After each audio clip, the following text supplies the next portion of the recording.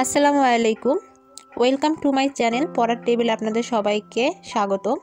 আজকে আমাদের পাঠ্য বিষয় আন্তর্জাতিক বিষয়াবলী। ভৌগোলিক উপনাম বা জিওগ্রাফিক্যাল অ্যালাইস। পৃথিবীর ছাদ তিব্বত পামির মালভূমি। পৃথিবীর রাজধানী নিউ ইয়র্ক, কিন্তু পৃথিবীর কেন্দ্র রাজধানী থাকলে হবে মক্কা। পৃথিবীর কসাইখানা শিকাগো। বিশ্বের রুটির ঝুড়ি ইউক্রেন পেরি উত্তর আমেরিকা।